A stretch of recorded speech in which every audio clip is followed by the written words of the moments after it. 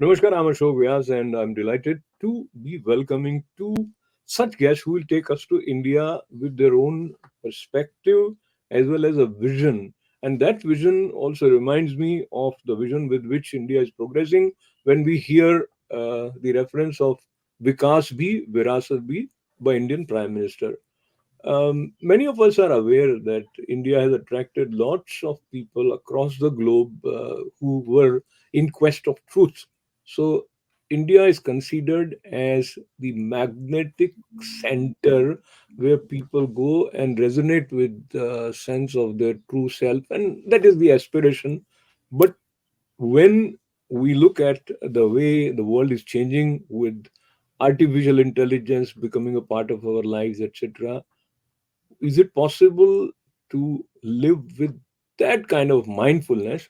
And that theme became a part of a program. We'll talk about that. But let me have the pleasure of welcoming Gabriel and Ashok ji both. Thank Uh, you. Let me quickly bring in a little bit of information about Ashok ji first, and that is you are also, of course, president of Yuva Hindi Sansthan, and there is a program which is YHS Fulbright Hayes GPA curriculum. You were someone who was guiding and increasing and enriching lives of many youth in India with the trip that was somewhere with this theme, which came from Gabrielji, that is living with contentment in a material world, mindful living and wellness traditions in India. Wonderful. So let me open up with you, Gabrielji. Talk to us about this project and why this theme or how this theme came to you. Well, this is a special call from the Department of Education for curriculum development. And we were thinking with Ashokji that we need to continue our effort to educate educators and to create a kind of a new infrastructure for content for those who want to learn not only Hindi, but also about India. So we applied for this program last year, the year before, and then this year.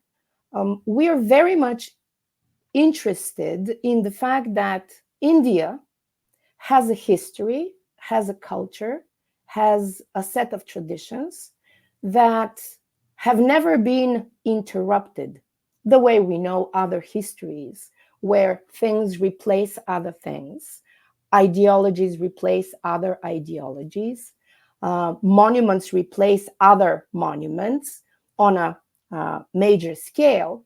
What we always wanted to bring as awareness among educators and students was that India is like Ganges, like Ganga Ma, uninterrupted. Everything flows, and there are a lot of tributaries that come in, new ideas, new traditions, new rituals, but everything becomes one, and we all are one. This year, we were extremely interested in figuring out how come in the West we talk so much about mindfulness, about wellness, about contentment in a material world, and how come when we think about the roots of these ideas in the West, people are not really aware that they come from India, that they come from ancient India, from its heritage, from its traditions. So, this is why we decided this year to apply for a program that would explore the different sets of ideas for what it means to be well mentally, physically, what it means to be in balance with nature, with society, with self. That's how it started. And I do the academic part without Ashokji. It cannot be realized in reality because Ashokji does all the administration, all the logistics, all the recruiting, and the things that I know I cannot do. So we're a really good team. You're fortunate, especially today, Gabriel. You are surrounded by two Ashoks, so there is no space of Ashok for you. तो अशोक जी के पास जाने से पहले मैं हमारे वो दर्शक जो आपसे परिचित नहीं है, आप न केवल हिंदी भाषा भाषा के प्रचार प्रसार को समर्पित रही हैं। आप स्वयं भी हिंदी में स्वयं को अच्छे से अभिव्यक्त करती है। तो आप स्वयं भारत इस प्रोजेक्ट के लिए जाएँ, ऐसा मन में नहीं आया? गैब्रियल जी? मतलब कि हम एक साथ काम करते हैं और करते रहते हैं, क्योंकि हमारा एक बहुत पुराना कार्यक्रम था स्टार टॉक के आधार पर। और वैसे ही दोनों की यही आशा है कि जो भी हम जानते हैं, जो भी हम और देख सकते हैं और शोध कर सकते हैं, सबको सबको दिखाएँ, सबको सिखाएँ, ताकि हम जो जो लोग अमेरिका में रहते हैं, जो लोग डायस्पोरा में रहते हैं, जो देशी लोग हैं, जो विदेशी लोग हैं, उनकी ज़्यादा जागरूकता हो भारतीय इतिहास के बारे में, भारतीय परंपराओं के बारे में। बहुत सुंदर। तो अशोक जी, एक तो ये बात होती है कि एक विज़न हो या समझिए कि वो बीज रूप में एक विचार आया, पर उसको मूर्त रूप देने के पीछे सारा श्रेय आपको उन्होंने भी दिया है, और मैं भी अपने दर्शकों के साथ ये कुछ चित्र शेयर करते हुए देना चाहूँगा, जो एक क्विक ग्लैंस देते हैं कि आपकी जो भारत यात्रा थी। आप कहीं और देख रहे हैं इस फ़ोटो में फ़ोटो में लेकिन लेकिन हम इधर आते हैं तो जिस भाव को लेकर आप गए थे, एक तो बताइए कैसे तैयारी आपने की? क्योंकि कौन-कौन से स्थान पर जाना है, जहाँ इनका जो भाव था माइंडफुलनेस का और वेलनेस ट्रेडिशंस का, उनके बारे में परिचय मिले। और मुझे दूसरा प्रश्न भी जोड़ने दें, फिर आप थोड़ा आराम से बताइए कि कौन-कौन साथ में जाएगा, इसका चयन करने के पीछे वो जो प्रक्रिया रही थी उसके प्रशासन। बारे में? हुँ। बहुत-बहुत धन्यवाद अशोक जी, हमें आमंत्रित करने के लिए आपके जो महत्वपूर्ण टीवी चैनल है आईटीवी गोल्ड पर। आईटीवी गोल्ड के दर्शकों को आपके प्रोग्राम के माध्यम से मैं ये बताना चाहता हूँ कि मूल रूप से थोड़ा संदर्भ देना देना आवश्यक है। युवा हिंदी संस्थान जो कि एक गैर लाभ नॉन प्रॉफिट संस्था है, इसके लिए हम काम करते रहे हैं 2010 से। जब से स्टार्ट का ज़िक्र किया गैब्रियल जी ने, और उस समय से किसी न किसी रूप में हम गैब्रियल जी से जुड़े रहे हैं।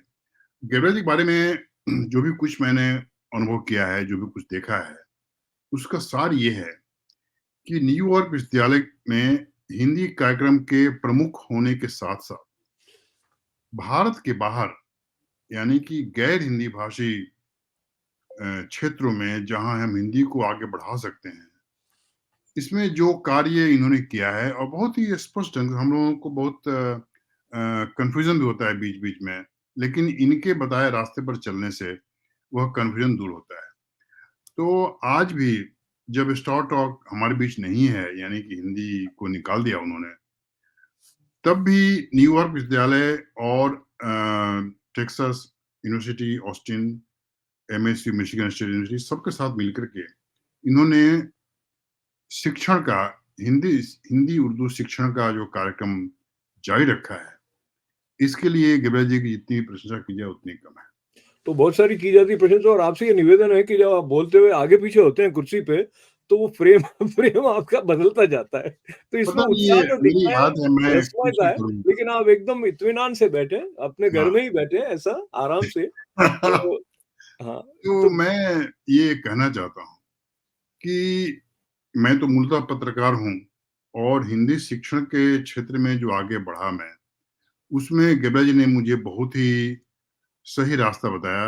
जैसे कि किसी की उँगली पकड़ते हैं और उसको आगे ले चलते हैं, इस तरह से मुझे हमेशा एक सही मार्ग पर बनाए रखा। और ये जो कृतज्ञता का भाव है, वो भी भारतीय संस्कृति का एक हिस्सा है।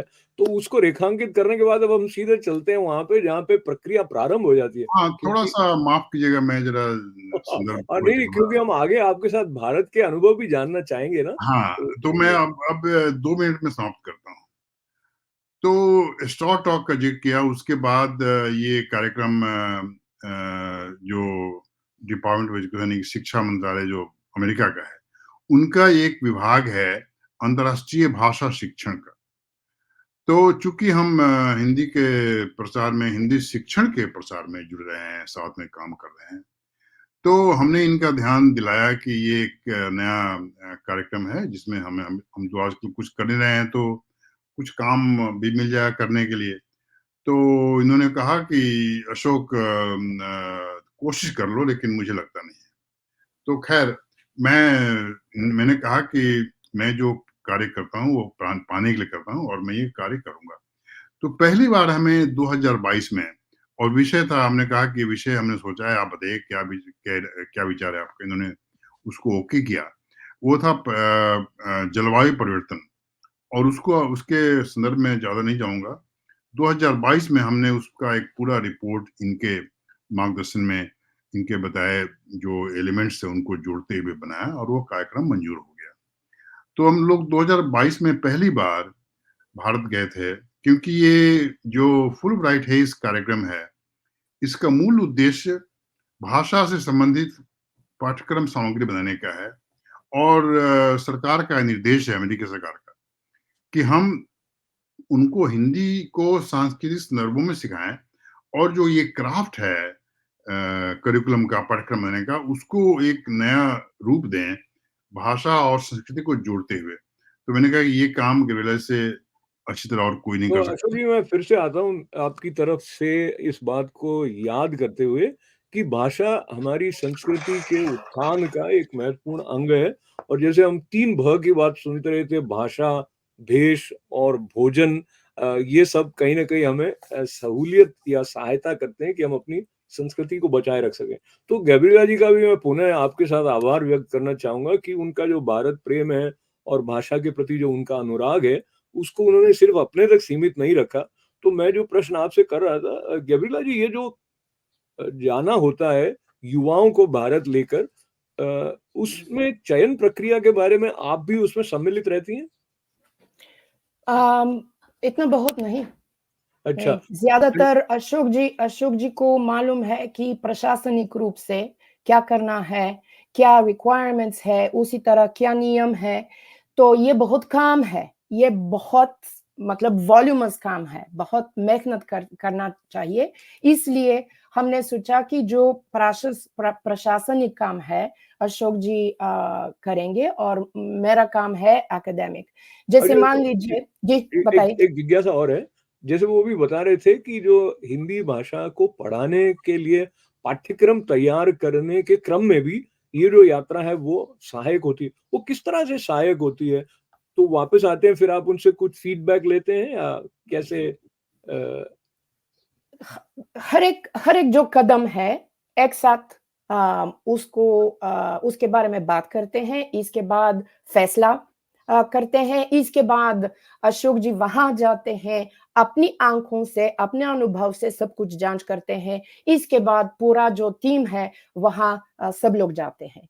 तो उसी तरह हम जब प्रपोजल के स्तर पे हैं, तब सोच रहे हैं कि जो विषय है उसके बारे में कहाँ-कहाँ हमारे रिश्ते हैं, हमारे संबंध हैं, हमारी जानकारी है, और कि हम कैसे अध्यापकों के लिए और छात्रों के लिए हम कैसे इंतज़ाम करें, ताकि उनके लिए न तो सिर्फ सुरक्षित हो, न तो सिर्फ स्वस्थ हो, लेकिन इसके साथ अच्छा सा मौका मिले नई-नई जानकारी मिलने के लिए। तो नई जानकारियों के क्रम में जो सीखने की एक प्यास है और सिखाने के प्रति जो एक समर्पण है, वो दोनों मिलकर आते हैं। और जैसे हम बात भाषा की कर रहे हैं और बात भारत के हेरिटेज या विरासत की भी कर रहे हैं, परंपराओं की भी कर रहे हैं, और उसके साथ में जो माइंडफुल ट्रेडिशंस हैं उनकी तरफ भी ध्यान है। तो समय की सीमा है, इसलिए मैं अशोक जी को सीधा-सीधा भारत ले जाना चाहूँगा। और जैसे समझिए आपका समूह था, इस बार की बात करते हैं हम 24 की, अशोक जी। तो कितने युवा आपके साथ रहे थे? और जिन-जिन स्थानों पर जाना आपने तय किया था, उसको विचार करते समय क्या-क्या आपके मन में रहा था, अशोक जी? संक्षेप में ये कहूंगा कि डिपार्टमेंट ऑफ एजुकेशन का जो फुल ब्राइट विभाग है, उनकी कुछ दिशा निर्देश हैं, उन्हीं गाइडलाइन में के तहत हमें ये चुनाव करना पड़ता है कि किन लोगों को इसमें शामिल करना चाहिए। तो हम अभी स्थानों पर आइए, अभी स्थानों पर आ जाइए। हम्म। कौन-कौन से स्थान पर गए आप और कैसे डिसाइड किया? तो हमने जब फेज 2 यानी कि दूसरा चरण है उसको पूरा करने के लिए, सबसे पहले हमें सोचा कि एक जो संदर्भ है इसका, आध्यात्मिक संदर्भ, संतोष का, उसके लिए हम कुछ वैदिक बातों को जानने के लिए ऋषिकेश चलेंगे। तो ऋषिकेश में स्वयं गया पहले, लगभग 6 महीना पहले जाकर के। वहाँ पर अर्ष विद्या गुरुकुलम नामक संस्था है, जी। उनके वहाँ पर वैदिक शिक्षा भी होती है। तो उनसे मैंने बात की, स्वामी साक्षात्कानंद जी से। उन्होंने कहा कि हम लोग आना चाहते हैं आपके पास और कुछ आप हमें बताएंगे अपने क्लास के द्वारा, और ये हमें क्या-क्या करना चाहिए। तो वहाँ पर कुछ 4 दिनों का कार्यक्रम बनाया गया।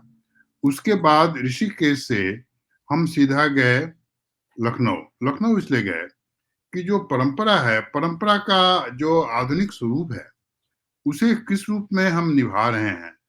तो गबरेज ने हमें बताया कि वहाँ पर जाकर देखना है कि जो विश्वविद्यालय में एक हैप्पीनेस लैब बना हुआ है, उसमें आपकी जो अनेक तरह की परिस्थितियाँ हैं, उनके डेटास के आधार पर वे दिखाते हैं कि इसमें कि आप कितने प्रसन्न हैं और उस प्रसन्नता को बनाए रखने के लिए क्या करना चाहिए। लेकिन जो परंपरागत तरीके हैं संतोष प्राप्त करने के लिए, उनका भी एक स्वरूप वहाँ पर है।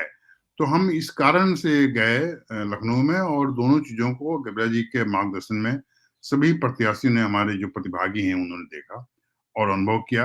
और उसके बाद उसके आस-पास जो हमारा सांस्कृतिक जो परंपरा है, उसको भी देखने का अवसर मिला। और उसके बाद इनके मार्गदर्शन में किससे बात करनी है, आज के जीवन क्या है, पहले क्या था, ये सब प्राप्त करते हुए वो हमें एक सामग्री के रूप में हम बटोरते गए, और उसके बाद हम गए बनारस। तो अच्छा, बनारस 1 मिनट ये बनारस जाने से पहले लखनऊ रुक जाते हैं। और हुँ। गैब्रिएला जी, ये जो टर्म है ना, हैप्पीनेस लैब, ये काफ़ी इंटरेस्टिंग है और हमारे कई दर्शक जानना चाहेंगे कि हैप्पीनेस लैब क्या है और आप इसके बारे में कुछ बता सकती हैं? हैप्पीनेस लैब एक खास क्लब शुरू में उसी तरह उसकी स्थापना हुई थी, जो एक ही मनोवैज्ञानिक जो है और जो विद्यार्थी मनोवैज्ञानिक ज्ञान में काम करते हैं, उसकी शुरुआत हुई। लेकिन इसके बाद काफ़ी विद्यार्थियों ने दिलचस्पी ली कि ये क्या है, कि ये क्या क्लब है, तो उन्होंने लैब उसी तरह बनाया है कि कंप्यूटर्स हैं, कंप्यूटर्स के कुछ वैसे ही एक्सटेंशंस हैं, यहाँ सिर पे कुछ पता नहीं कि क्या रखते हैं, हाथ पे कुछ रखते हैं, इसके बाद आप देखते हैं कि कंप्यूटर के स्क्रीन पे क्या होता है, और अंत में कुछ प्रिंट आउट होता है, जिसके आधार पर पूरा विवरण होता है आपकी मानसिक स्थिरता के बारे में या मानसिक चैनी के बारे में। तो उसी तरह उन्होंने एक खास सॉफ्टवेयर बनाया है, जो मनोवैज्ञानिकों के एक्सपेरिमेंट्स के आधार पर बना हुआ है। और ये एक है, और दो, वहाँ the so-called sound meditation, जो तिब्बतों के जो बौद्धों के जो बोल्स हैं, तो ध्वनि के साथ उन्होंने हमें दिखाया है कि कैसे मेडिटेशन भी हम कर सकते हैं। तो उसी तरह मानसिक चैनी से संबंधित अलग-अलग एक्टिविटीज हैं, अलग-अलग योजनाएं हैं, और हमने अच्छे से ये सारा काम हमने देखा। और जो फैकल्टी किसी खास परियोजना के नेता हैं, उनसे भी बात की, ताकि हम समझे कि आधार क्या है, कि विचारधारा क्या है, कि उनका क्या इरादा है। लेकिन लग रहा है कि काफी प्रचलित है वहाँ के विश्वविद्यालय में विद्यार्थियों में से। ये बहुत ही सुंदर है। ये हैप्पीनेस लैब अगर हम देखा जाए तो कहीं न कहीं दृष्टिकोण के साथ संबंध रखता है कि आपके लिए पूरा जो संसार है वो भी हैप्पीनेस लैब का काम कर सकता है कि आप कैसे जुड़ते हैं। और जैसे वो साउंड मेडिटेशन की बात हुई, तो आप मंदिर में जाके घंटा बजाते हैं, तो धीरे-धीरे करके वो एक संकुचित भाव में जाता है। जैसे आप ओम का नाद करते हैं तो भी धीरे-धीरे तो ये एकाग्रता को साधने के क्रम में फिर से हम भारत की यात्रा पर फिलहाल जब अशोक ओझा जी के और उनके साथ युवाओं को लेकर जो उनकी यात्रा रही, उसकी तरफ जा रहे हैं। तो अब अगली पड़ाव हमारा है वाराणसी का, जो काशी कई नामों से जानी जाती है और विशेष करके हमेशा ही चर्चा में रहती है। काशी बाबा विश्वनाथ के नगरी के रूप में उसके प्रति एक विशेष श्रद्धा है, और अभी जो भारत के प्रधानमंत्री हैं, वो तीसरी बार वहाँ से चुनाव लड़ रहे हैं, तो वो भी करके वो बहुत अधिक समाचारों में है। पर हेरिटेज की बात डेवलपमेंट के साथ जब हम कर रहे हैं अशोक जी, तो एक तरफ ऐसा होता है कि ये स्थान है जहाँ पर जाते ही आप अपने आप में एक जैसे शांति का अनुभव करते हैं। पर जो विकास की यात्रा है उसका अर्थ ये हो जाता है कि बहुत आपाधापी भी कहीं न कहीं उसका एक अनिवार्य अंग सा हो जाता है। इन दोनों के बीच संतुलन आपको वाराणसी में कैसा दिखाई दिया? आपका क्या अनुभव रहा? तो हमारे सामने बहुत ही स्पष्ट उद्देश्य था बनारस जाने का। पहला तो ये कि बनारस हिंदू विश्वविद्यालय के कुलपति साहब ने हमें खुली तौर पे कहा था कि आप यहाँ आइए और यहाँ के हिंदी विभाग की जितनी सामग्री है, उसका आप लाभ उठाइए, यहाँ के लोगों से बात कीजिए और हमारे जो अपने प्रतिभागी हैं, उनका जो हिंदी ज्ञान है, उनको आगे बढ़ाने की कोशिश कीजिए। देखिए, 1 महीने में हम भाषा को पढ़ा नहीं सकते, लेकिन भाषा को जो संदर्भ है, जो उसके साथ जुड़ी हुई बातें हैं, जो अनुभव हैं, उसको हम ज़रूर बड़ा कर सकते हैं और यही उद्देश्य हमारे शिक्षा विभाग, अमेरिकी सरकार का भी है। तो हमारा 2 उद्देश्य था वहाँ पर काशी हिंदी विश्वविद्यालय में जाकर। एक तो हिंदी में बातचीत की जाए, हिंदी में जो सामग्री है उसके बारे में उसको देखा जाए, अध्ययन किया जाए और दूसरी बात ये है कि देखिए लमही जो गाँव है 10 मील की दूरी पर है बनारस से, वहाँ प्रेमचंद जी पैदा हुए थे। तो हमने सोचा कि प्रेमचंद का जीवन कैसा था, वो कैसी परिस्थितियाँ थी, कैसा वातावरण था, जिसको देख कर के उन्होंने इतना सारा इतनी हमारे समाज की स्थिति पर कहानियाँ लिखी हैं, उपन्यास लिखे। तो इसलिए हमने लमही जाने का प्रोग्राम बनाया और जहाँ भी मैं जाने जाने की सोचता था, उसके बारे में एक बेले से पूछता था कि आपके एकेडमिक अ परिप्रेक्ष्य में यहाँ जाना उचित नहीं। उसके बाद उसको मैं पूरा करता था। इसके बाद अब सारनाथ जहाँ पर भगवान बुद्ध ने अपना पहला प्रवचन दिया, वहाँ भी हमें हमें जाना मेरे मेरे लिए बहुत ही महत्वपूर्ण था क्योंकि मेरा जन्म स्थान भी उसके आस-पास ही है। लेकिन सारनाथ में एक संस्थान है higher studies for Tibetan higher institute for higher studies in Tibetan tradition. तो वहाँ पर हम जब मिले उनके कुलपति से, तो हमें ये आभास हुआ कि जो तिब्बती परंपरा है बौद्ध धर्म की, जो बौद्ध जो हमारा विश्वास है, उसमें किस तरह से संतोष है, किस तरह से मानसिक चेतना है और एक-दूसरे के लिए हमें कुछ करने की जो परंपरा है, उसको कैसे मजबूत किया गया है और भगवान बुद्ध ने क्या कहा है, वो तो ख़ैर अपनी जगह जी, पर है। तो अशोक जी, मैं आपको बहुत आभार आपका व्यक्त करने के साथ-साथ आपको बधाई देना चाहूँगा, क्योंकि ये अपने आप में एक बड़ा अनूठा अनुभव आपका रहा है, और विशेष करके जब आप युवाओं के साथ थे, उनकी दृष्टि से भी ये पूरे अनुभव को देख रहे थे। तो समय हमारे पास बहुत कम बच जाता है जब हम भारत यात्रा पर जाते हैं, वहाँ भी लगता है।